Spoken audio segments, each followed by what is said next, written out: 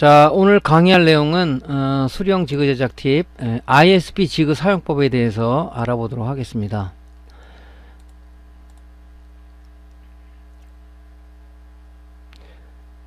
자, ISP 지그, 즉 롬라이터라는 것은 무엇이냐? 예를 들면 이거랑 예를 들 수가 있어요.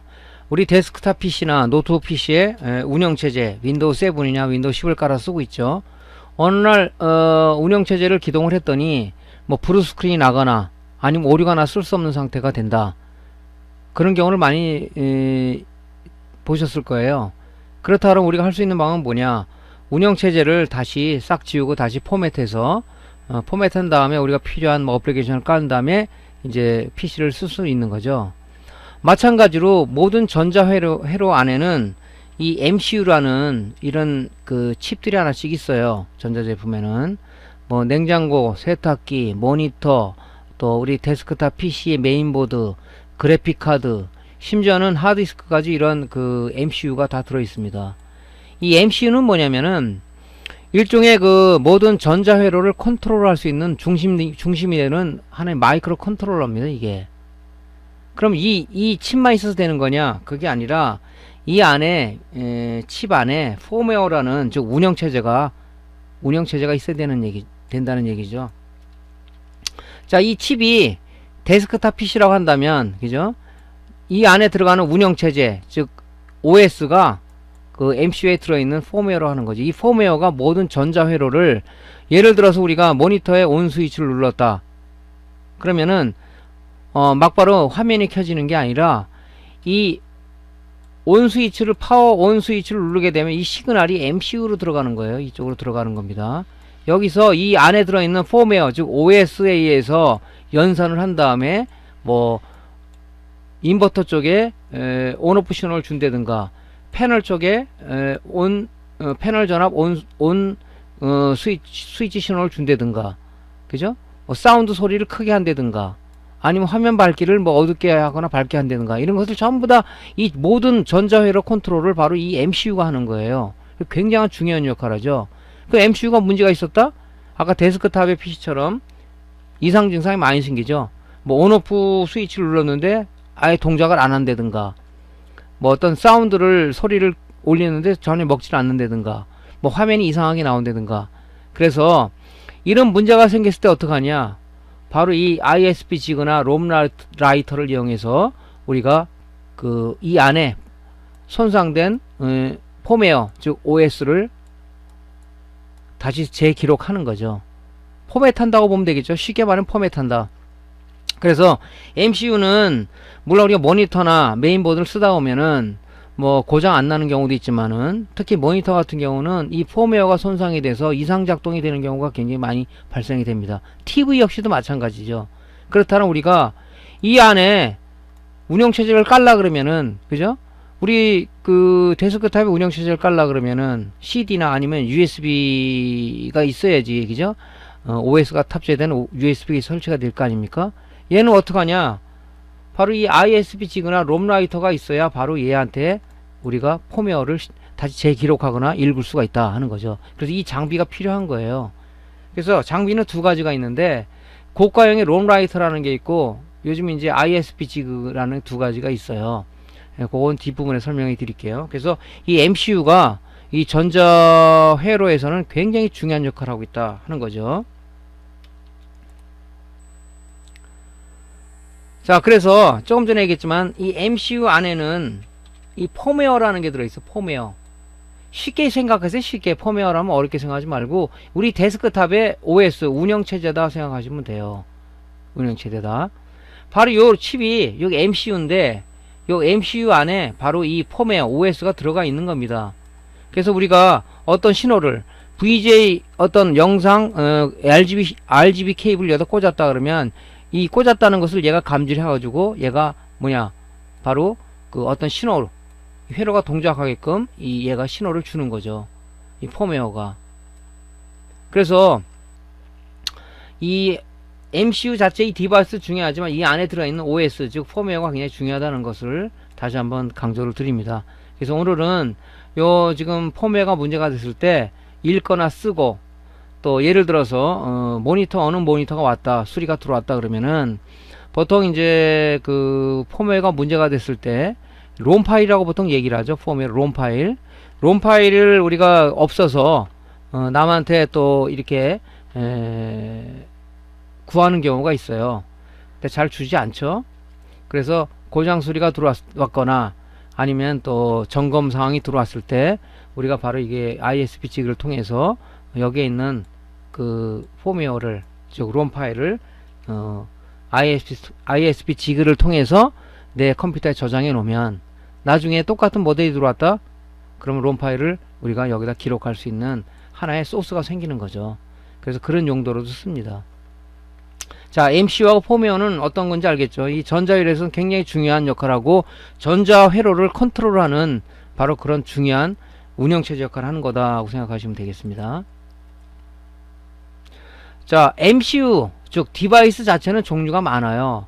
지금 이 그림에서 보면 메인보드용 MCU하고 우리가 보통 AD보드, 모니터에서는 AD보드용이 있는데 옛날에 메인보드에서는 PLC32 타입의 이런 이 MCU를 썼었어요. 지금 이거 안 쓰고 있죠. 지금은 찾아보기 힘든데 478보드 같은 데 많이 썼는데 지금은 안 쓰고 있죠. 지금 쓰는 방식은 뭐냐면 딥타입하고 SOP 8핀 타입의 요런 그 MCU를 쓰고 있죠. 근데 요 지금 요 딥타입 소켓에 꽂는 요런 방식, 요런 것도 지금 많이 사라져가지고 거의 지금 요런 SOIC 8핀 타입의 그 MCU를 쓰고 있습니다. 많이 보셨겠죠, 이런 것들.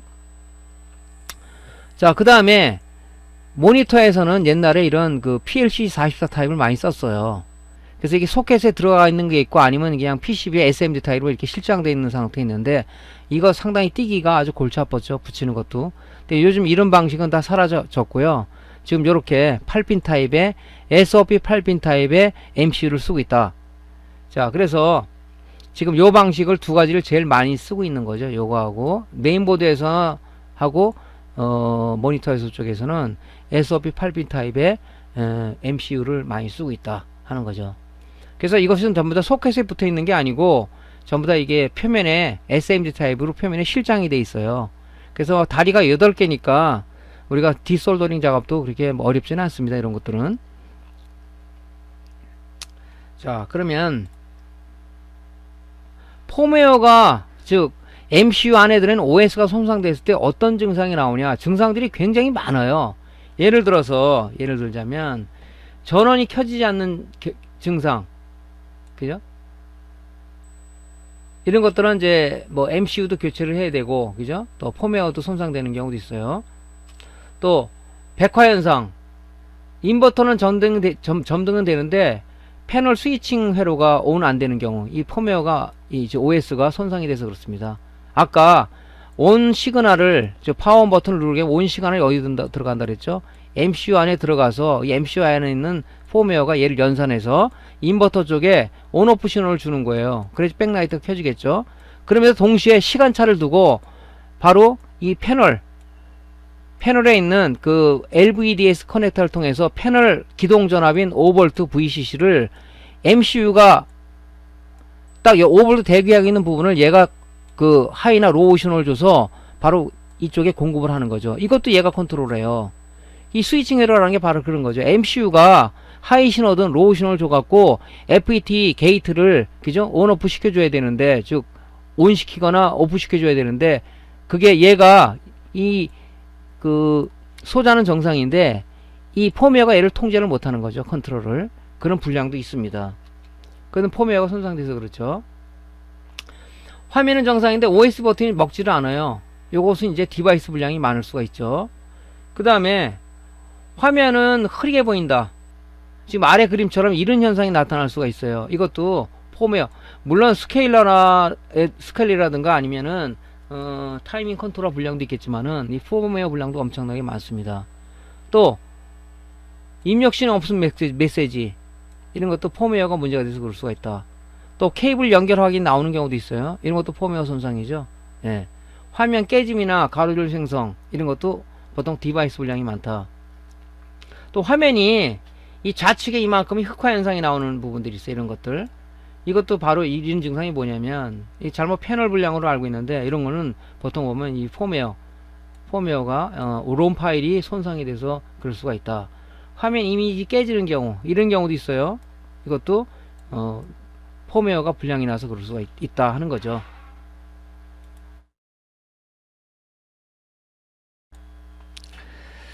그래서 이제 펌웨어가 손상됐을 때는 뭐 하여튼 희한한 증상이 많다 보니까 제일 중요한 것은 뭐냐면 여러분들이 수리를 하면서 이런 나름대로의 데이터를 여러분들이 갖고 있는 게 좋습니다. 이런 증상이 나면 이거는 무슨 증상이구나.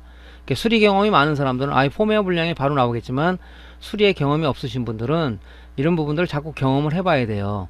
그래서 제일 좋은 방법은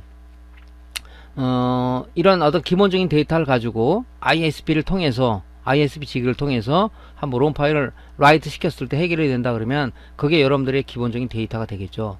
그래서 롬 파일이 손상됐을 때 나오는 펌웨어 손상 증상들은 굉장히 여러 가지가 있다는 것을, 이게 전부는 아니고 일부분을 얘기할 수도 있어요. 그러니까 여러분들이 나름대로 수리하면서 이런 데이터는 좀 여러분들이 많이 경험해 보시는 게 좋을 것 같다는 생각이 듭니다. 자, 그럼 MCU가 어디에 사용되냐? 모든 제품에는, 전자제품 다 사용한다 그랬죠. 자, 메인보드를 보면요, 메인보드에는 여기 지금 SOIC 8핀 타입의 이런 롬이 있습니다. 이런 것들이 여기 존재를 하죠. 메인보드도 이 롬이 문제가 되면은 어떤 문제가 상당히 많이 이상한 증상이 많이 나오죠. 어떤 뭐 어떤 그 전원은 들어가는데 부팅이 안 된다든가 뭐 여러 가지 증상이 있죠. 예. 자, 메인보드는 이제 그런 게 있고, 메인보드도 보면 MCU가 있는데, MCU가 보통 보면 이렇게 소켓에 꽂는 D평 타입의 이런 MCU도 있어요. 요것도 지금 옛날 보드들은 많이 썼는데 지금은 거의 SOP 8핀 타입의 MCU를 많이 쓰고, 요 D 타입도 지금 사라져 가는 입장이죠. 여기 좋긴 좋았어요. 왜냐면 납땜 안 해도 되잖아요. 여기서 소켓에서 MC를 빼가지고 라이트를 하든가 하면 되니까 편했는데, 뭐 지금은 이런 부분이 아니라 좀 더 SMD 타입으로 실장이 돼 있죠. 자, AD 보드는 다 SOIC 8핀 타입이죠. 이렇게 지금 현재 쓰고 있는 게 여기 롬이 있어요. 보통 보면 25, 뭐 앞에 숫자가 25로 나가는 요것도 MCU라고 보면 되죠. 자, 이런 그 SOP 타입의 MCU가 있습니다. 전에도 한번 제가 설명을 했지만은 25모로 나가는 게 전혀 찾을 수가 없다고 얘기해요. 요즘은 이 스케일러 안에 MCU가 바로 통합이 되어 있는 거죠. 그래서 이거를 뭐라고 그러냐, 원칩 스케일러라고 얘기를 합니다. 그래서 이때 이제 ISP 지그의 절실함을 많이 느끼는 거죠. 예. 이걸 뭐 어떻게 할 수 있는 방법이 없잖아요. 롬이 없다 보면, 있으면 떼어가지고 뭐 라이트를 한다든가 어떤 방법을 하겠지만은 없다 보니까 이렇게 통합되다 보니까 ISP 지그를 통해서 여기 있는 펌웨어를 읽거나 쓰게 하는 작업을 할 수밖에 없다는 얘기죠. 그래서 요즘은 무슨 전자회로의 어떤 집접화, 소형화, 경량화를 위해서 전부 다 이 칩들이 통합돼 가고 있는 추세죠. 여러분들 이제 그 AD 보드 그 모니터 수리가 들어왔을 때 AD 보드를 분리해서 이렇게 보니까 롬 파일을 찾을 수가 없다. 그런 것은 여기 안에, 이 스케일러 안에 통합되어 있다고 보시면 됩니다. 그죠? 그래서 없다고 걱정하지 마시고, 이제 우리한테 최대 그 지그들의 무기가 있죠. 그걸 쓰면 되는 거니까 걱정을 안 하셔도 됩니다. 자, 옛날에, 현재는 사용 안 하는데 바로 옛날 이런 AD 보드를, 참 구석기 시대의 이 AD 보드인데 말이죠. 이런 게 있었어요. 자, 이게 PLCC 40다 타입의 이런 그 MCU입니다. 이렇게 소켓에 있는 것은 참 편했어요. 빼기도 좋고. 그래서 이제 요걸 빼서 이제 우리가 라이트하고 그랬는데, 이렇게 소켓에 있는 타입이 있고, 이렇게 소켓이 없이 이렇게 붙어 있는, 실장되어 있는 타입이 있어요. 이거 옛날에 그 노바텍 롬 MCU 같은 경우는 뜨기가 아주 골치 아팠죠. 이거 붙이는 것도 아주 상당히 힘들어요. 솔더링 기술이 아주 특출나지 않으면은 이 불량도 나오고 그래요. 이게 물론 뭐 요런 그 QFP 타입보다는 작지만,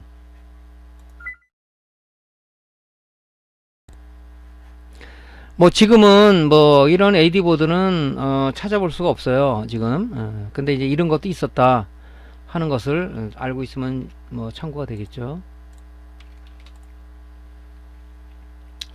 자, 롬 라이터 종류. 지금 말은 이제 어떤 그 MCU 안에 들어있는 OS, 즉, 펌웨어가 손상됐을 때 그 부분을 우리가 다시 써야 되는데, 바로 이런 그 롬 라이터라는 장비를 이용해서 써야 돼요. 근데 ISPG가 출시하기 전에 이런 롬 라이터 이런 걸 썼어요. 이게 가격이 고가입니다. 보통 150만원 이상씩 되는데, 저도 이제 요즘은 주로 ISPG를 쓰는데, 옛날에는 이걸 많이 지금도 이걸 썼어요. 지금도 이걸 뭐 쓰고는 있습니다. 이게 이제 그 롬라이터인데 상당히 좀 가격이 고가죠, 이런 것들이. 예, 그래서 220V 전원을 연결하고 USB 케이블 연결해 가지고 이제 여기다 소켓 컨버터를 꽂아서 작업을 하는 거죠. 이런 게 있고, 요즘에 이제 편하게 나오는 게 이제 이런 ISPG라는 게 나왔죠. 이런 게, 요런 게. 그래서 요걸 이용해서 이제 우리가 작업을 하는 거죠. 요거를. 네, 요거는 지금 약간의 개조를 제가 했어요. 왜냐면 에이징 걸 때 여기서 전원을 갖다가 넣게끔 외장 배터리를 연결해서 제가 이렇게 개조를 했습니다. 여러분들 필요하면 이렇게 개조를 하시면 되겠죠. 그래서 이렇게 쓰는 거고, 뭐 우리 라이트 할 때는 뭐 외장 배터리가 필요 없고 에이징 지그 할 때 쓰기 위해서 제가 한 거죠. 이런 것도 있습니다. 자, 고가형 롬라이터는 보통 이제 우리가 판단할 때 보면 좀 불편한 점이 없지 않아 있긴 있어요. 일단 얘는 전원이 220V 전원이 들어갑니다. AC 220V. 그 다음에 방식은 인터페이스 USB 방식이에요. USB 케이블을 PC에 꽂아서 서로 통신하는 시리얼 방식이죠. 그 다음에 롬라이터 이 프로그램은 메이커에서 제공을 해요. 그 라이트 프로그램을. 그러니까 이런 것들 뭐 별도로 구하시지 않아도 되고, 이 롬라이터 프로그램은 메이커 제공하다 보니까 다운받아 쓰시면 됩니다. 뭐 수시로 업데이트가 되는데 버전을 확인해서 다운받아 쓰시면 되겠죠.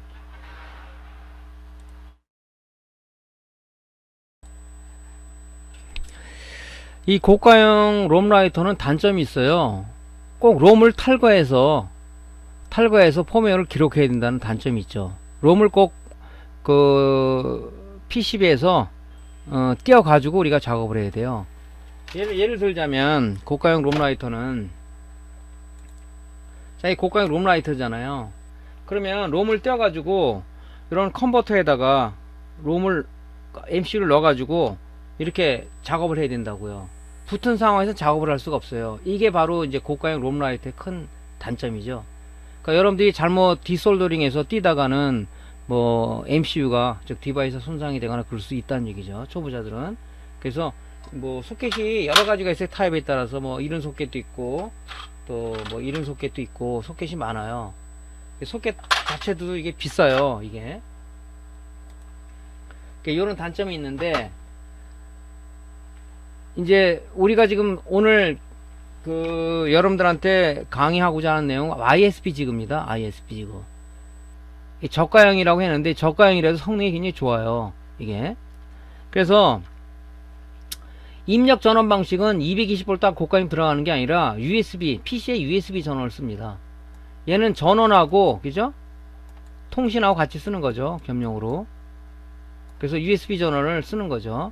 인터페이스는 마찬가지 USB 방식이죠, 시리얼 방식으로. 롬라이터 프로그램은, 이런 프로그램은 이 메이커에서 제공을 해요. 장점은 MCU를, 즉 롬을 탈거하지 않고 붙은 상황에서 우리가 롬 MCU 안에 들어있는 펌웨어를 읽거나 쓸 수가 있다. 이것이 ISP 지그의 큰 장점이죠, 이게. 그러니까 옛날에는 이제 롬라이터를 이용해서 떼어가지고 하는데 굉장히 그 애로사항도 많았어요. 근데 요즘 이제 이런 MCU가 나오다 보니까, 이런 ISP 지그가 나오다 보니까 우리 사용이 편리하죠. 이 방식은 뭐냐면, 옛날에 그 공장에서 양산체제의 모니터를 생산하는 공장에서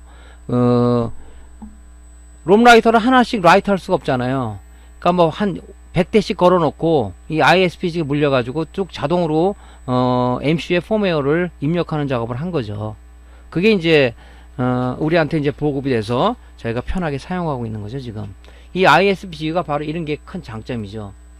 그러니까 초보자분들도, 그죠? 초보자분들도 ISPG가 있다면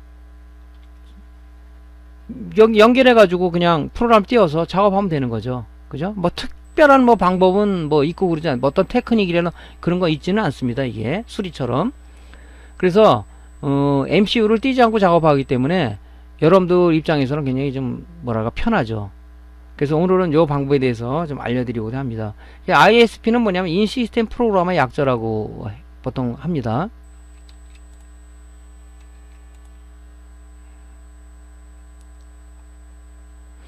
그래서 조금 전에 말씀을 드렸지만은 고가형 그 롬라이터는 이런 컨버터들을 갖고 있어야 작업을 했어요. 컨버터들이 고가죠, 저 가격들이. 그래서 여기다 이렇게 얹혀 가지고 작업을 했어요. 근데 ISP 지그도 뭐 우리가 붙여서 작업할 수 있지만 떼어서 작업할 때도 이런 컨버터들이 있어요. 이런 컨버터들이 있습니다. 그래서 이거보다는 좀 가격이 싼데 인터넷에 많이 팔고 있더라고요. 부득이 떼어가고 작업할 경우가 있거든요. 그럴 땐 작업을 합니다. 하지만 이 딥타입 같은 경우는 그냥 바로 ISP 지그에 그냥 바로 이렇게 다리를 넣어서 작업을 하면 되지만은 요런 거 같은 건 다리가 바깥으로 나와 있는 다리이기 때문에 이 다리가 얇잖아요. 그렇기 때문에 이런 소켓에 넣어서 컨버터에 넣어서 작업을 해야 됩니다. 이렇게. 그래서 요거는 이제 ISP 지그용 컨버터들인데 뭐 많이 갖고 있을 필요는 없고요. 보통 뭐 요런 거 하나 하고 요런 거 하나 정도만 갖고 있으면 될 것 같습니다. 근데 거의 소켓을 연결해서 하지 않고 그냥 ISP 지그에 소켓을 연결하지 않고 그냥 USB 케이블을 연결해 가지고 바로 그 읽거나 쓰거나 하는 작업을 많이 하죠. 근데 이런 것도 있다는 것을 알고 있어요. 이게 필요할 때가 있어요. 이게 그때 구매하시면 되니까 지금은 당장은 필요 없을 거라고 봅니다.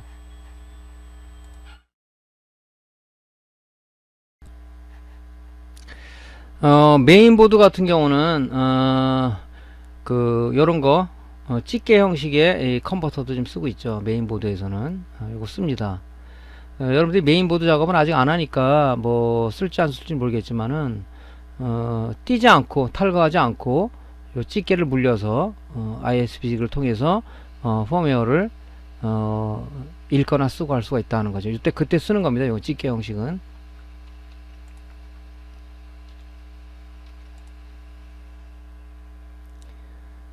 자, 소켓 타입의 그 옛날에 PLC30이나 44를 쓴다 그랬죠. 그때 이제 롬 이젝터라는 거를 뭐 보통 뭐 드라이버 TV에다 빼고다가 뭐 핀을 불어먹고 하는 경우가 많은데 요런 이제 롬 이젝터라는 게 있었어요. 여러분들은 지금 크게 쓸 일은 없겠지만은 간혹 요런 것들은 쓸 수 있는 소켓에 있는 것들이 있어요. 옛날 모델이 왔을 때는 빼야 되는데 그때 이 빼기가 잘못 빼면 핀이 휘어버려요.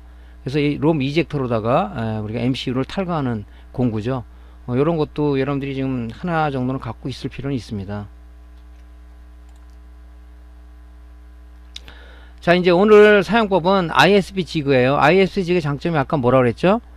그 MCU를 띄지 않고 그냥 바로 붙어 있는 상황에서 우리가 펌웨어를 읽거나 쓰고 할 수가 있다. 그런 작업을 했죠.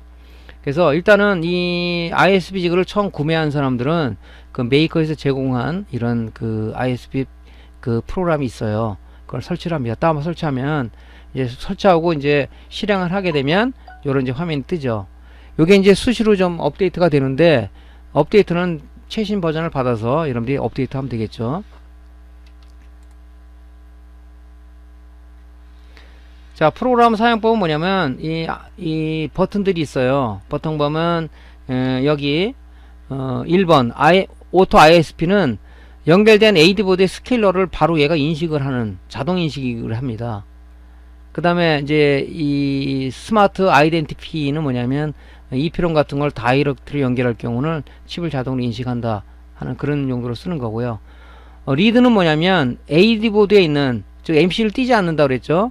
AD보드에 AD보드에 있는 MCU 펌웨어를 읽어드리는 작업을 하는 거고요. 자, 세이브는 뭐냐면 AD보드로부터 읽어드린 펌웨어를 내 PC에 저장하는 작업을 하는 거죠. 오픈은 뭐냐면 펌웨어가 문제가 있어서 내가 가지고 있는 롬 파일을 지금 수리하고자 하는 AD보드에다 펌웨어를 넣기 위해서 내 PC에 저장된 펌웨어를 불러오는 작업을 오픈 작업이라고 얘기를 하는 거죠. 라이트는 뭐냐면 불러온 그 롬 파일을 고장난 AD보드의 MCU에 재기록하는 버튼입니다. 주로 많이 쓰는 버튼들이 요거 네 개 쓰는데 이레이저 버튼도 가끔 써요. 왜냐면 물론 라이트를 하게 되면 자동으로 이레이지 되면서 라이트가 되는데 그래도 좀 완전하게 하기 위해서 완전히 안에 있는 내용을 싹 먼저 지우고 나서 라이트 하는 게 좋겠죠. 그래서 저는 이제 요 이레이 작업을 한번 한 다음에 라이트를 합니다. 근데 보통 안 하고 해도 뭐 큰 무방은 해요. 근데 쓰는 버튼들이 보통 뭐 그렇다 하는 우리가 그 메인 화면의 버튼들을 좀 얘기를 했고요. 자, 사용은 어떻게 하냐? 이제 다 이제 그 설정이 돼 있다면, 즉 IS 프로그램이 설치가 됐다면 어떻게 연결을 하냐면요. 일단은 살 때 제공하는 이 USB 케이블이 있어요. 요 케이블을 ISP직에 연결하고 나온 한 포트는 PC에다 연결을 하는 거죠. PC USB에다가 연결하면 이 전원을 PC의 전원을 5V 전원을 얘가 받는 거예요. 불이 켜져 있죠. 그 다음에 서로 간에 이 USB 케이블을 통해서 서로 간에 시리얼 통신을 하고 있다는 거죠. 자, 그 다음에 이 고장난 AD 보드라고 가정한다면 AD 보드에 일단은 ISP 지구에 있는 요 VGA, RGB 포트를 삽입을 하고요. 남은 한 포트를 AD 보드에 RGB 포트에 넣는 겁니다.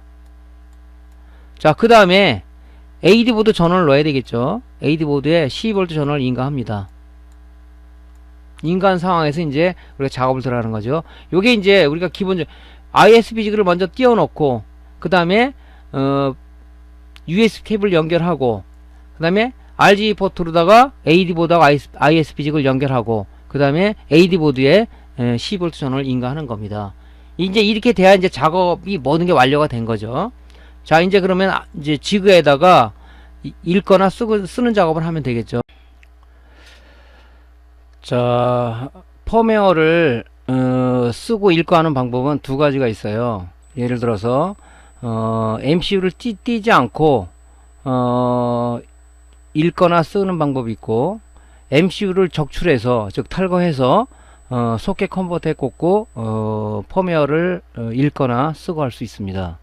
자, 두 가지 방법이 있는데요. 자, 첫 번째 방법은 MCU를 탈거하지 않고 AD 보드에 장착한 상황에서 펌웨어를 적출하는 방법입니다. 자, 일단은 방법은 PC에 롬라이터 프로그램을 일단 실행을 하고요. 그 다음에 ISP 지그 USB 포트하고 PC USB 포트를 케이블로 연결을 하고, 그 다음에 ISP 지그를 RGB 포트와 AD 보드 RGB 포트를 RGB 케이블로 이렇게 연결합니다. PC와 연결하고 RGB 포트 연결하고, 그 다음에 AD 보드에 꼭 전원이 인가되어 있는 상태에서 작업을 해야 되겠죠. 예. 그 다음에 이제 프로그램 ISP 프로그램을 띄워놨으니까 작업 방법은 오토 ISP를 클릭을 하게 되면 얘가 자동 스케일을 인식한다 그랬죠. 이 자동 적출 방법이니까. 그 다음에 리드를 하고, 리드라는 것은 요 안에 MCU 안에 있는 펌웨어를 읽어내는 거죠. 그 다음에 세이브라는 것은 뭐냐면 이 적출한, 즉 MCU 안에 들어있는 펌웨어를 내 PC에 저장하는 겁니다. 그래서 나중에 똑같은 모델이 들어왔을 때 이 펌웨어를 쓰면 되겠죠. 자, 그래서 상세의 내용을 한번 볼게요. 자, 여기서 오토 ISP를 클릭을 합니다. 오토 ISP를 클릭하게 되면 자동으로 얘가 그 AD 보드에 장착되어 있는 스케일러를 인식하죠. 스케일러를. 그래서 이제 이 상태에서 이제 MCU 안에는 펌웨어를 읽어야 되겠죠. 그게 리드라는 아이콘입니다. 리드를 클릭하게 되면 이 MCU 안에 있는 펌웨어를 이렇게 읽죠. 지금 디바이스 네임이 EN25F20이라는 디바이스죠. 예. 읽으면 완료가 되면 OK 사인이 떨어집니다. 이제 다 읽었으니까 내 PC에 저장을 해야 되겠죠. 여러분이 뭐 폴더를 하나 만들어서 뭐 롬 파일 한다든가 아니면 다른 이름을 써가지고 그 폴더에 이름도 여러분들이 그 아까 말한 디바이스명을 적는다든가 아니면 여러분들이 알기 쉬운 이름으로 해서 저장을 하면 일단은 그 AD 보드에 붙어 있는 MCU 안에 있는 펌웨어를 내 PC에 저장하는 그런 개념입니다. 이렇게.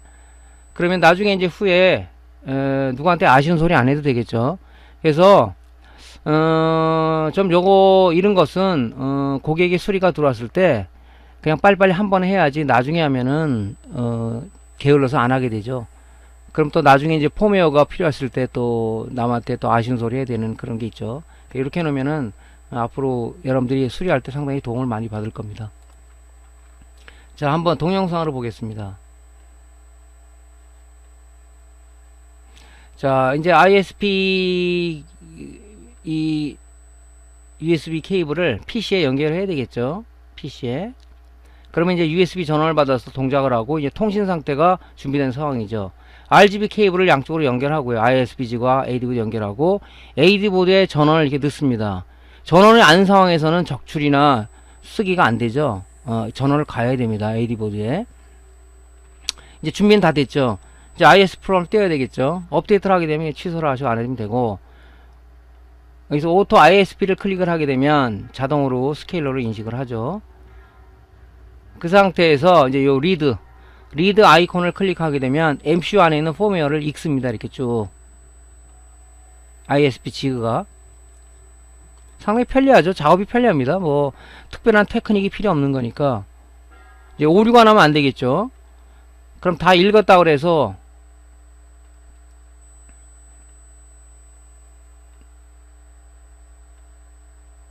쭉 읽는 작업을 진행을 합니다. 이렇게. 자, 이제 다 읽었다. 그럼 이제 내 컴퓨터에 저장을 해야 될 거 아닙니까? 세이브를 누르게 되면 어떤 폴더를 지정하라고 나와요. 그럼 폴더를 지정을 하고 거기에 폼웨어를 적당한 이름을 적어 가지고 세이브를 하게 되면 내 컴퓨터에 이제 딱 저장이 되는 거죠. 그래서 이 ISP 지그가 특히 초보분들한테는 상당히 쉽다, 편리하다 하는 내용을 알 수가 있습니다. 자, 이렇게 해서 이제 적출을 하시면 되고요. 자, 보니까 저장이 됐죠. 요걸 나중에 필요할 때 쓰시면 되겠습니다. 자, 이게 이제 자동으로 폼웨어를 이제 읽어서 내 PC에 저장하는 방법이고요. 이제 쓰기 작업을 하는 거죠. 쓰기 작업은 뭐냐면 고객으로부터 모니터 수리가 들어왔는데 보니까 이게 폼웨어 분량이에요. 사실은 이 MCU라는 디바이스 분량보다는 이 폼웨어 분량이 프로테로 따진다면은 거의 90%라고 점유합니다. 폼웨어 분량이. 이 안에 홈웨어라는 OS라 그랬죠. 운영체제가 우리 데스크탑에서 문제가 되면 오동작을 하듯이 이 모든 전자회로에서 이 MCU 이 얘들에는 폼웨어 즉 OS가 문제가 되면 이상 작동을 많이 합니다. 그래서 거의 디바이스 분량은 거의 없어요. 이 MCU들이. 자, 그러면은 이제 그 고객으로부터 온 그 모니터가 보니까 저 MCU 안에 들어있는 폼웨어 분량이에요. 그러면 이제 거기다가 내가 PC에 갖고 있는 그 폼웨어를 여기다 다시 MCU에다 잡아 기록을 해야 되겠죠. 그 방법을 설명하는 겁니다. 방법은 똑같아요. 롬라이터 프로그램을 먼저 실행을 해야 되겠죠. PC에서. 그 다음에 ISPG과 USB 포트를 PC USB 포트를 USB 케이블을 연결을 해서 이제 PC로부터 USB 전원을 받고 시리얼로 다 통신할 수 있는 준비를 이제 시켜 놓고요. ISP 지그 RGB 포트 요 포트하고 그 다음에 AD 보드에 있는 RGB 포트를 이 RGB 케이블로 일단 연결을 합니다. 반드시 자동 작업은 AD 보드에 전원이 가해져야 됩니다. 전원을 12V 전원을 인가하시고, 자, 그 다음에 이제 이 프로그램으로 돌아와서 자, 오토 ISP를 클릭을 하게 되면 이 AD 보드에 있는 스케일을 자동으로 인식을 하죠. 그 다음에 이제 오픈이라는 것은 어차피 여기 저장할 거니까 내 PC에 저장되어 있는 그죠 폼웨어를 일단은 불러오는 작업을 해야 되겠죠. 그 다음에 라이트를 해야 되겠죠. 여기다가 그러면 내 PC에 있는 폼웨어를 이 MCU 안에 폼웨어로다가 기록을 하는 거죠. 근데 여기서 2번이 이레이즈 작업을 하는데 안 해도 됩니다. 왜냐면 라이트 할 때 이레이즈를 기본으로 하고 하는데 저 같은 경우는 한번 이 안에 MCU 안에 있는 이 폼웨어를 완전히 지운 다음에 제가 라이트를 합니다. 뭐 그럼 여러분들이 그 나름대로다가 편한 방법을 쓰세요. 관계는 없으니까. 근데 이제 저는 의심스러워서 한번 폼웨어 내용을 MCU의 폼웨어를 지운 다음에 제가 그 라이트를 하고 있습니다. 자, 요 내용을 한번 동영상으로 볼게요. 일단 상세 내용을 보겠습니다. 오토 ISP라는 아이콘을 클릭하게 되면 이제 이 스케일을 자동 인식을 하죠.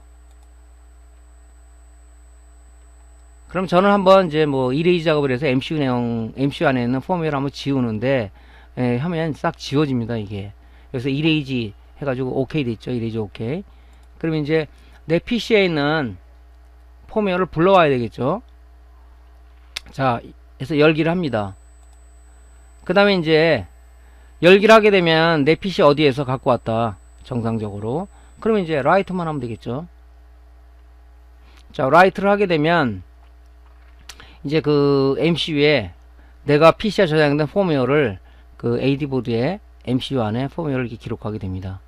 기록하고 나면 이제 다 전원을 연결해 가지고 모니터를 가동시키면은 펌웨어 불량이라면 화면이 정상적으로 나오겠죠. 그러면 이제 수리가 된 거겠죠. 자, 동영상을 한번 봅시다. 자, USB 케이블을 PC하고 연결을 하시고요. RGB 포트를 ISP와 AD보드 연결한 상황에서 12V 전원을 AD보드에 인가를 합니다. 꼭 전원을 넣어야 돼. 이렇게 탈거하지 않은 상황에서 MC 적출하려면. 예. 그 다음에 이제 ISP 프로그램을 띄워야 되겠죠.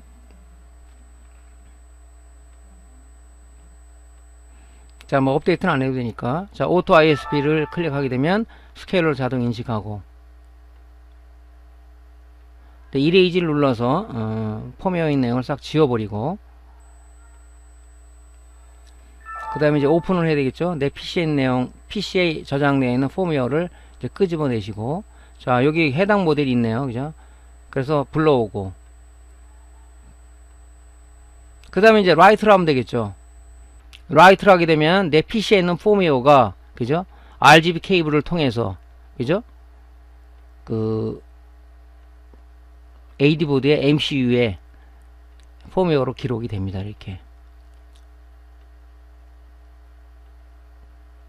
그래서 이제 저희가 이런 이제 ISP 때문에 상당하게 롬 같은 거는 아주 아주 편하게 적출을 하고, 그 다음에 라이트를 하고 하는 작업을 하고 있는 거죠. 근데 전에도 얘기했지만 이게 100% 카바는 안 돼요. 100% 카바가 되는 ISP 지금은 없습니다. 그래서 이제 안 될 때는 이제 우리 고가 롬 라이트 있죠? 그걸로 쓰는 경우도 있습니다. 그래서 그냥 ISP지가 하나만 가져도 충분히 뭐 되는데, 뭐 모니터 수리를, TV 수리를 다량으로 하시는 분이라면 고가형 롬 라이터도 필수적으로 있어야 되지 않겠냐, 그런 생각을 저는 해요. 저는 두 개를 다 가고 작업을 하는데 얘가 적용 안 되는 부분이 있더라고요. 그때는 이제 어쩔 수 없이 롬 라이터를 이용해서, 고가형 롬 라이터를 이용해서 라이트를 하고 있습니다. 자, 이게 이제 지금 말씀드린 이제 자동 작업이고요. 자동 작업이라는 것은 AD보드에서 MCU를 탈거하지 않고 작업하는 방법이라고 제가 말씀드렸죠. 자, 이제는 이제 뭘 하냐면 수동 작업을 할 거예요. 수동 작업은 뭐냐면 AD보드에 있는 MCU를 탈거를 해가지고 이 소켓에 꽂아서 작업하는 작업이죠. 부득이하게 이렇게 해야 될 경우가 있습니다. 변수가 생기는 경우가 있어요. 자, 그때를 설명하는 겁니다. 이건 수동 작업입니다. 마찬가지로 PC에서 이 롬라이터 프로그램 실행을 하시고요. 그 다음에 ISP직의 USB 포트하고 PC의 USB 포트를 USB 케이블 이렇게 연결을 하는 거죠. PC에. 그 다음에 탈거한 MCU를 갖다가 이 소켓 컨버터가 있죠. 소켓 컨버터가 있다고 그랬죠. 거기에다가 MCU를 장착을 합니다. 자, 이게 이제 준비 작업이에요. 그 다음에 이제 이건 수동 작업이니까 MCU의 제조사를 봐야 되겠죠. 거기 MCU 여기 보면 이 제조사가 있어요. 요건 윈본드 제품이거든요. 윈본드를 선택하고 그 밑에 MCU 품번이 있습니다. 요거는 WEOP40이라는 그 MCU 모델이에요.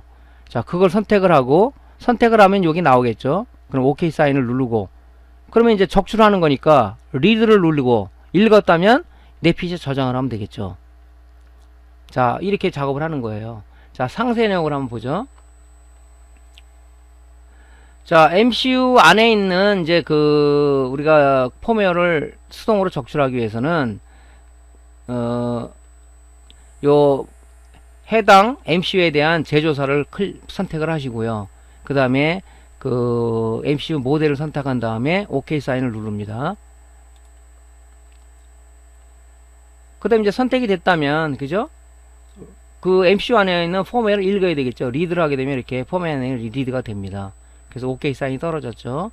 그러면 이제 리드한 펌웨어를 내 PC에 특정 폴더에 저장만 하면 되는 거죠. 자, 이렇게 저장을 하면 됩니다. 그러니까 제가 서두에도 말씀드렸지만은 저장할 때는 요거만 저장을 하시면 몰라요 나중에. 그러니까 폴더를 모니터 모델명으로 폴더를 하나 만드시고 AD보드 사진 하나 찍으시고 그 다음에 요 그 MCU 폼웨어를 같이 그 폴더에 넣으면은 나중에 찾게 해줬죠. 어떤 A-1 모델이라는 모니터가 들어왔다 그러면 A-1 모델이라는 이 폴더를 뒤져서 그 안에 있는 AD보드 사진을 한번 실질 모델하고 비교를 해서 맞다 그러면 이걸 라이트 하면 되겠죠.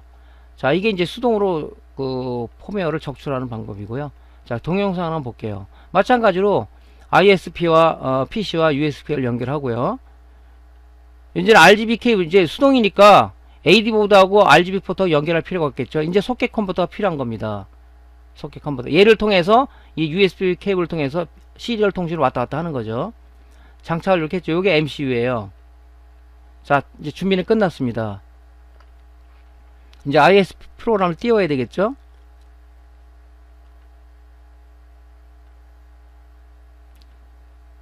자, 이제 USB 케이블을 뭐 PC 연결을 하고요.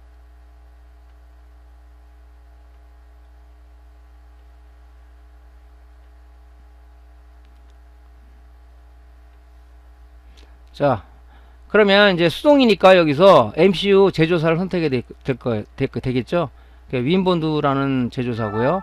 모델은 WEOP40이라는 MCU 품번입니다. 그 다음에 리드를 하게 되면 이제 소켓에 장착되어 있는 그 MCU 안에 들어있는 폼웨어를 읽어오겠죠. 자, 그러면 다 읽었다. 오케이 떨어졌다 그러면 이제 세이브를 하면 되겠죠. 특정 폴더에다가 저장을 하는 겁니다. 그러니까 자동 작업하고 틀린 것은 탈거를 해가지고 소켓 컨버터에 넣고 작업을 하는 거죠. 이렇게 그게 틀린 거지. 그러니까 요즘 불편하죠. 이거는 어떻게 보면. 근데 거의 보면 다 자동으로 하지 MC를 탈거해서 작업을 이렇게 하는 비율은 많지는 않아요. 근데 어떤 경우는 탈거를 해야 될 경우가 있더라. 그건 여러분들이 수리하면서 이제 그런 경험을 아마 하게 될 겁니다. 그거는 지금 상황에서는 거의 자동으로 작업을 많이 해요. 자, 이제 수동으로 했으니까 이제 수동으로 쓰기 작업을 하는 거죠. 수동으로 하는 것도 마찬가지죠. PC의 USB 케이블을 PC의 ISP를 PC의 USB 포트에 연결을 하고요. 그 다음에 이제 여기는 이제 필요가 없죠. RGB 포트는 필요가 없죠. 왜냐면 AD 보드를 적출하는 게 아니기 때문에. 그래서 소켓 컨버터를 꽂고 그 다음에 AD 보드에서 적출한 MCU를 소켓 컨버터에 낍니다. 그 다음에 이제 그 IS 프로그램을 띄워놓고 작업을 하시면 되겠죠. 자, 그러면 상세 내역을 한번 볼게요. 일단 수동 작업이니까 제조사하고 그 MCU 품번을 선택을 해야 되겠죠. 하면 선택이 됩니다. 그럼 OK를 누르고 뭐 이레이지 작업은 안 해도 되는데 그래도 한번 해주는 게 좋을 것 같아요. 이레이지를 해가지고 MCU 안에는 폼웨어를 싹 초기화를 시키는 거죠. 그 다음에 오픈을 눌러서 내 PC에 저장된 그 폼웨어 MCU에 기록을 하는 거니까 내가 옛날에 저장해 두었던 MCU를 가지고 옵니다. 그럼 가지고 왔다고 나오죠. 제 이런 디렉토리에서 가지고 왔다. 그럼 이제 세이브만 하면 되겠죠. 라이트만 하면 되겠죠. 라이트를 하게 되면 이제 내 PC에서 불러온 폼웨어를 그죠? 소켓에 장착된 MCU에다가 기록을 하는 거죠. 자, 이런 다음에 이제 정상적으로 탈거한 MCU를 그죠? AD 보드에 다시 솔더링을 해서 이제 화면 테스트를 하면 되겠죠. 근데 품번이 이제 그 모델이 같아야 되는 거지, 이걸 기록을 한다 그래서 붙여서 되는 게 아니니까, 항상 그 롬 파일을 보관할 때는 그 모니터 모델하고, 그 다음에 그 AD 보드 사진하고, 그 다음에 롬 파일 같이 저장해 놓으면 뭐 실수가 없겠죠. 근데 그렇게 저도 많이 해봤는데, 바쁠 때는 그게 잘 안 되더라고. 나중에 이제 뚜껑 닫고 나면, 그거 사진 안 찍었네. 이런 경우도 있죠. 그러니까 미리미리 작업을 해 두시는 게 좋겠습니다. 자, 동영상을 한번 보겠습니다. 자, ISP 지그와 USB 포트와 PC USB 포트를 케이블을 연결을 하시고요. 소켓 컨버터 장착한 다음에 연결해도 관계없어요. 자, 소켓 컨버터를 장착합니다. 자, MCU를 안에다 넣었죠.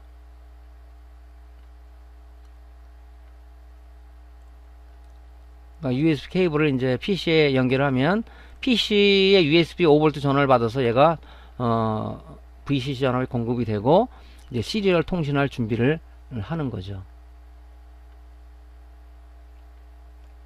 자, 이제 통신 상태가 완료가 됐죠. 자, ISP 프로그램을 띄우는 거죠, 이제 뭐.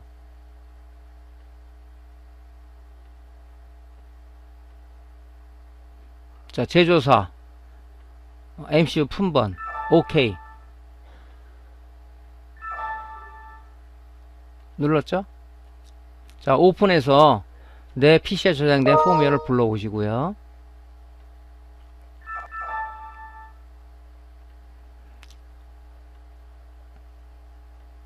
자, 불러왔어요. 이제 펌웨어에다 기록하면 되겠죠.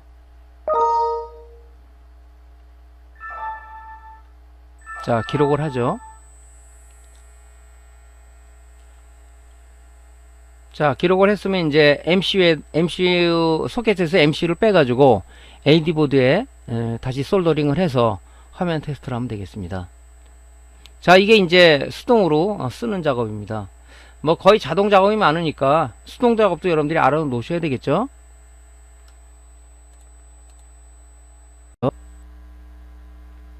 자, 메인보드, 지금 메인보드 뭐 수리하는 그런 시간은 아니지만 메인보드에 보면요, 메인보드 이렇게 SOIC 8핀 타입의 롬이 이렇게 여기 롬이 있습니다. 예. 이것을 보통 이제 롬이 문제가 되면 떼어가지고 롬 라이터에다가 소켓에 꽂아가지고 라이터를 하는데 ISP 같은 경우는 요런 그 직계형 컨버터를 팔아요. 그럼 요거를 ISP 지그에다 꽂고 요 소켓 지그를, 그죠? 직계형 지그를 여기다 물리는 거죠. 물려서 롬을 읽거나 쓰고 할 수 있습니다. 그래서 아직까지는 뭐 제가 써보지는 않았는데 뭐 써본 사람 입장에서는 뭐 어떤 잘 안된다, 뭐 접촉 불량이 일어난다 그런 사람이 있는데 이 소켓이 요거랑 딱 맞기 위해서는 잘 좀 이게 이 핀을 보고 꽂아야 되겠죠. 그죠? 요 붉은 요 붉은 케이블, 요게 1번 케이블이에요. 1번. 요 점이 있는 부분이 1번이라고 그랬죠. 거기에다 맞게끔 설치를 해야 되겠죠. 그래서 메인보드도 롬을 띄지 않고 ISP직으로 작업이 가능하다는 거죠. 이렇게 연결하는 거죠. 어떻게 연결하냐면 여기다가 소켓에 컨버터를 꽂고 이 직계를 롬에다 이렇게 물리는 거죠. 물려서 작업을 하면 됩니다.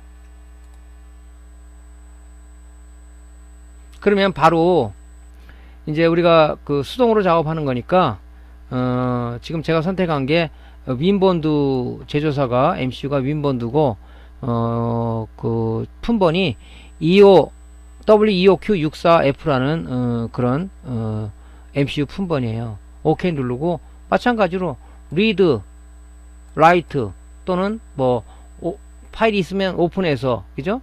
라이트 하게 되면 읽거나 쓰고 할 수가 있겠죠.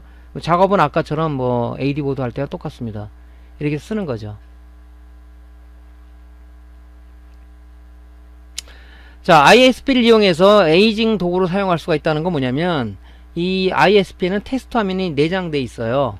그래서 이건 언제 쓰냐면 수리를 하고 나서 화면을 띄워서 정상적으로 봐야 되잖아요. 이 테스트 화면을 이용해서 한번 화면을 보는 거죠. 그래서 저는 이제 이때는 이제 외장 배터리를 쓰는 거죠. 외장 배터리 전원이 여기다 USB 전원을 연결하게 되면 이제 얘가 테스트 프로그램을 쓸 수가 있죠.